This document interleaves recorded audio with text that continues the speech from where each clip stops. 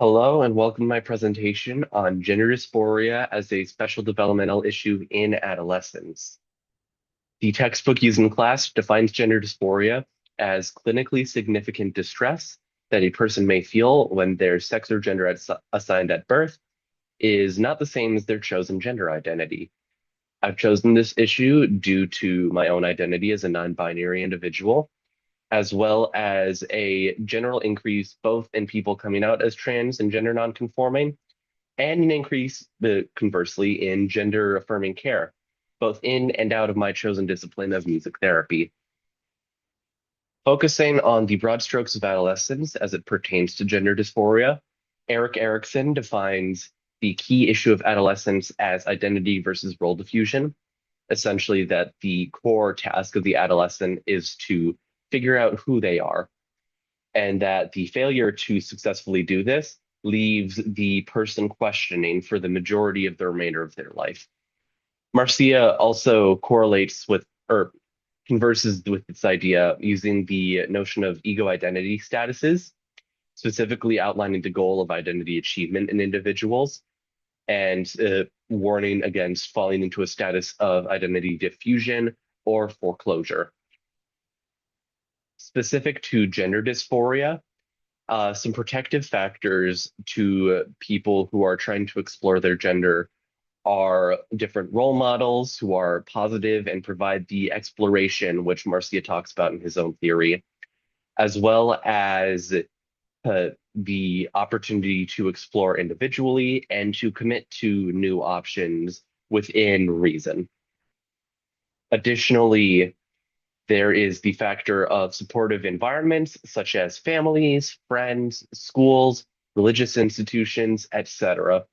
Essentially, it is important to allow people who are experiencing gender dysphoria to explore their gender on their own terms and to provide resources, both in the more general sense of resources like the Trevor Project, but also more immediate and intimate resources like family in order to successfully explore their gender. As for some risk factors and issues in gender dysphoria and development, non-binary music therapist M. Wexler used the gender minority stress model in their own studies, identifying a variety of issues relevant to gender nonconforming individuals, especially rejection and discrimination based on gender, as well as internalized transphobia in the gender nonconforming individual themselves. This role of discrimination is a huge risk factor for those who are trans or gender nonconforming and is key to understanding the various issues which directly affect trans youth. In terms of my own world as a music therapy student, I decided to delve into a songwriting-based intervention model to help trans and gender nonconforming adolescents be able to explore their identity and also celebrate it. There are a variety of songwriting models that appeal to different preferences based on a variety of factors, but especially musical capability and exposure to songwriting previously. Specifically, I discovered the use of fill in the blank style songwriting, where music therapists will provide a fill in the blank sheet that clients are able to fill in almost like a page of Mad Libs to be able to express themselves using the correct adjectives, the correct nouns, all that sort of thing, to be able to overcome different mental health issues, in this case, gender dysphoria. Additionally, Wexler outlined the work use of a concept album to understand gender euphoria, the positive inverse to the negatives of gender dysphoria.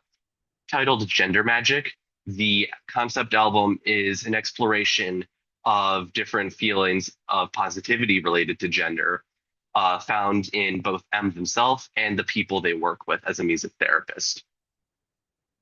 In summary, gender security and identity achievement are key for adolescents.